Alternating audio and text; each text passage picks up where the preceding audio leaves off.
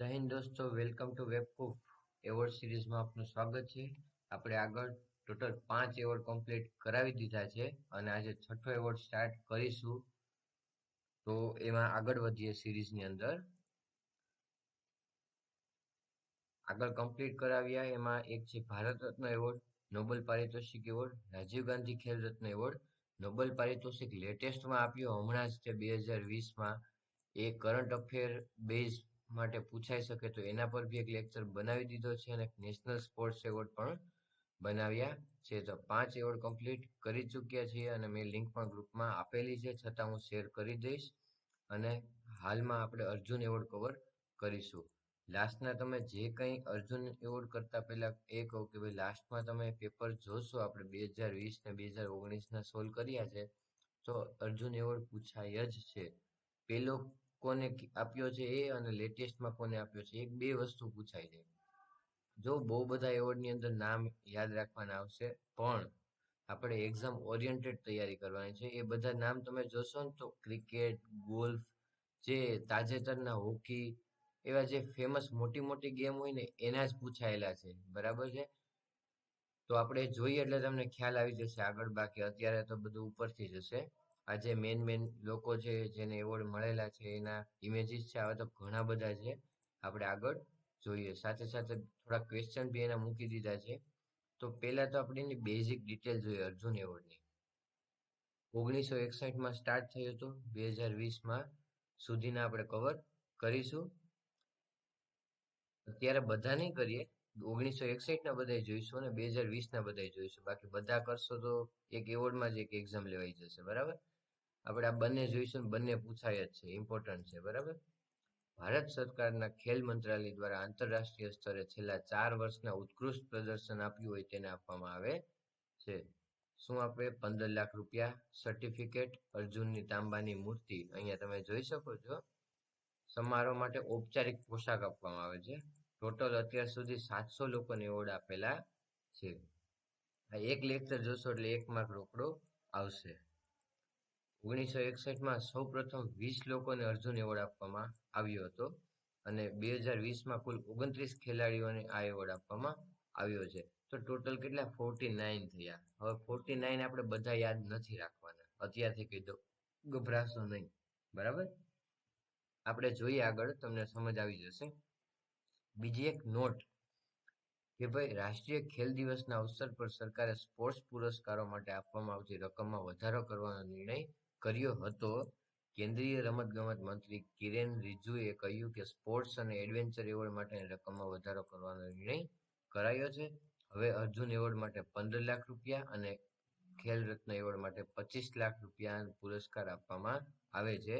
આ પહેલા અર્જુન એવોર્ડની કિંમત 5 લાખ રૂપિયા હતી, જ્યારે ખેલ રત્ન પુરસ્કારની વિજેતાની રકમ હતી 7.5 લાખ રૂપિયા અને મેડલ અને સર્ટિફિકેટમાં આપવામાં આવતું. બરાબર છે?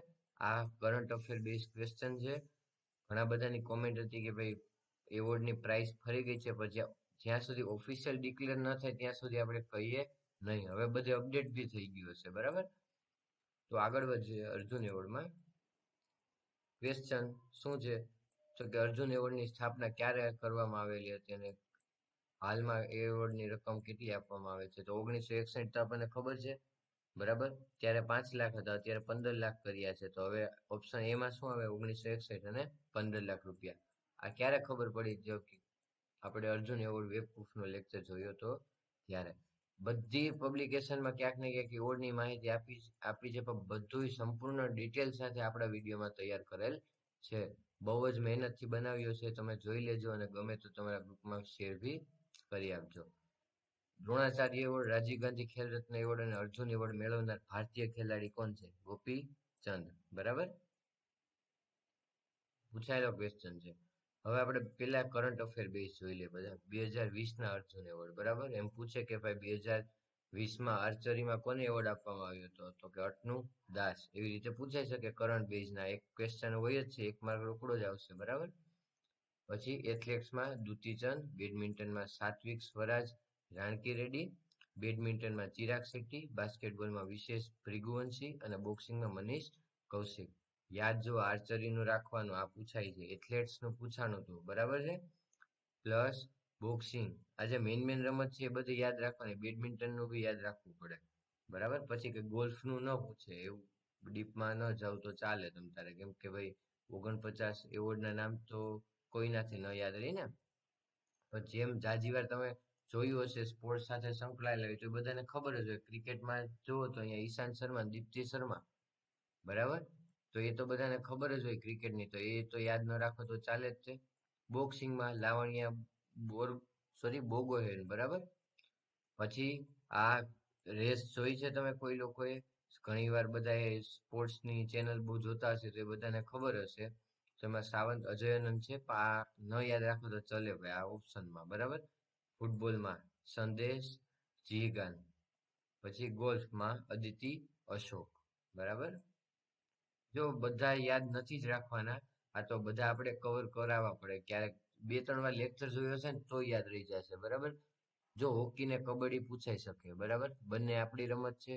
તો હોકીમાં અક્ષદીપ સિંહ અને દીપિકા ઠાકોર, અને કબડ્ડીમાં દીપક નિવાસ હુડા, આ ખાસ યાદ રાખવાનું, આ પૂછાઈ શકે. પછી રોવિંગ તો ન યાદ રાખો તો ચાલે ભાઈ, દત્તુ બાબન, બરાબર છે.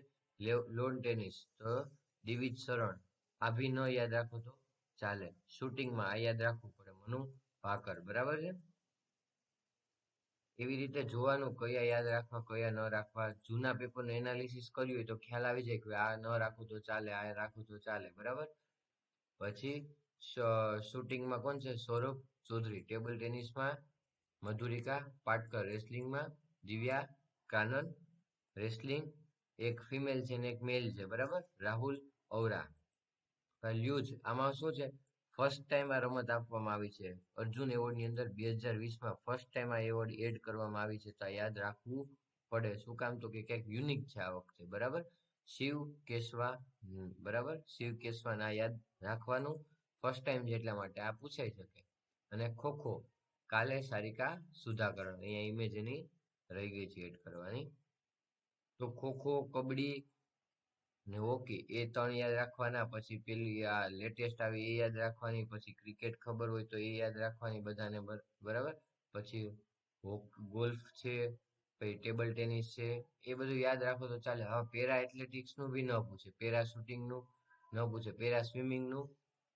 હવે જો આમાં જૂના પેપરનું એનાલિસિસ જેટલા લોકોએ કર્યું હશે ને કે ભાઈ અર્જુન એવોર્ડના ક્વેશ્ચન કયા ટોપિકમાંથી કેવી રીતે પૂછે છે, એ લોકોને ખબર હશે આમાંથી શું કરવું.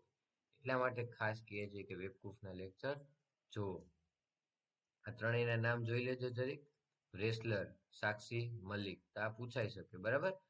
પછી વેઇટ લિફ્ટિંગ મીરાબાઈ ચાનુ, આ યાદ રાખજો, મીરાબાઈ ચાનુનું, બરાબર. આ ન્યૂઝમાં જ કંઈક હતું આના વિશે, મને પાકી સ્ટોરી તો ખબર નથી, પણ કરંટ બેઝ બી પૂછાણું હોય તો ભાઈ પૂછાઈ શકે, એટલા માટે અહીંયા કવર કરાવી દીધું છે.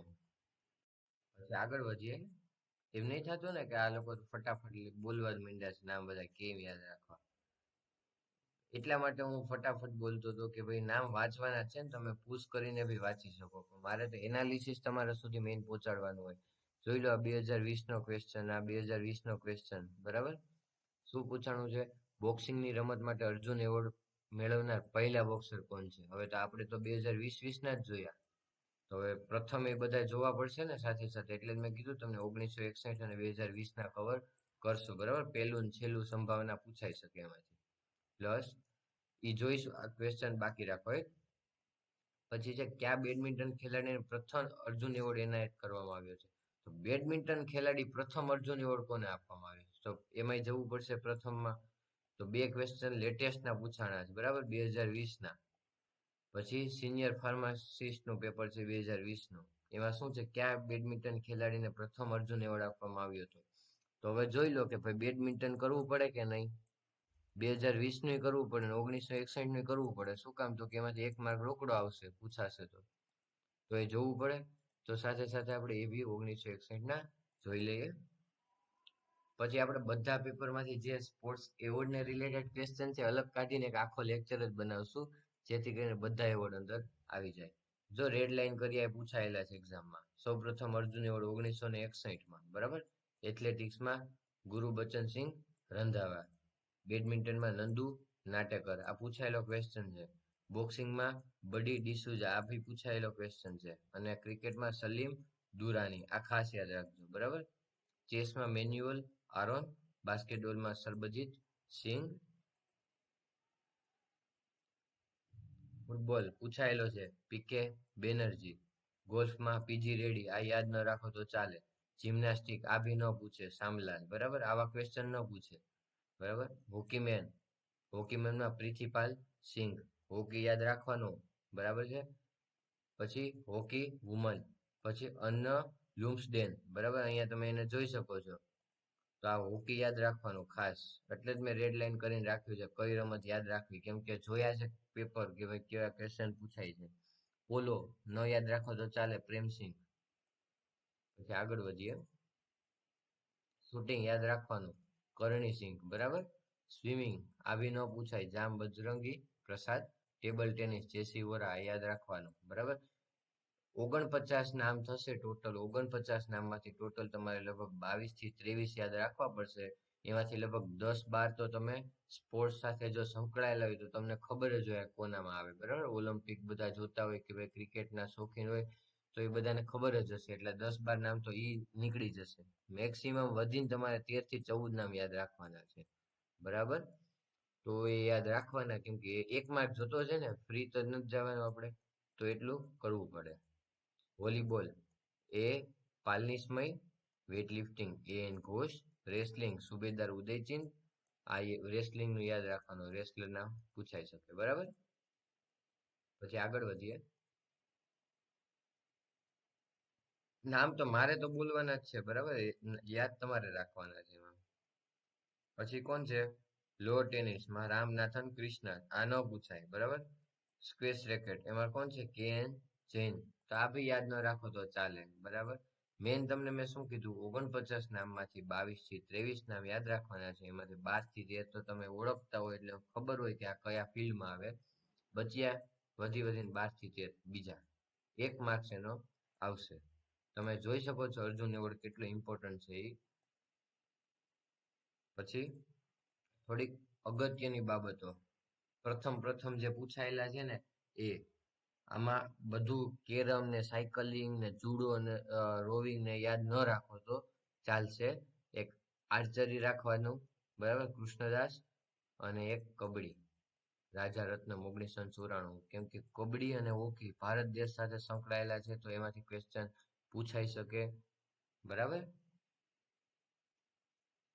પછી બે વસ્તુ આ યાદ રાખજો, બોડી બિલ્ડિંગ અને મોટર સ્પોર્ટ્સમાં ફર્સ્ટ અને લાસ્ટ ટીલ ડેટ સુધી, બરાબર.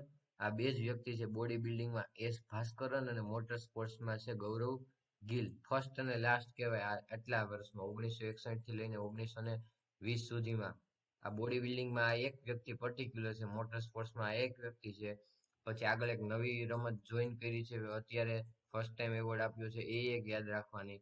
અને પ્લસ મેં આ જે મેન તમને કીધા કે આ રમત યાદ રાખવી જરૂરી છે, તો એ યાદ રાખવાની. આશા રાખું છું કે તમને કંઈક ક્લિયર થયું હશે એવોર્ડની અંદર, કે ભાઈ કેવી રીતે શું કરવું એમ, બરાબર છે. કેમ કે પેપરનું એનાલિસિસ એવું રિઝલ્ટ આપે છે આપણને, એટલે આપણે એ જણાવ્યું છે બધાને, બરાબર. તો આશા રાખું છું કે તમને બધાનું વેબપ્રૂફનું કામ ગમતું જ હશે.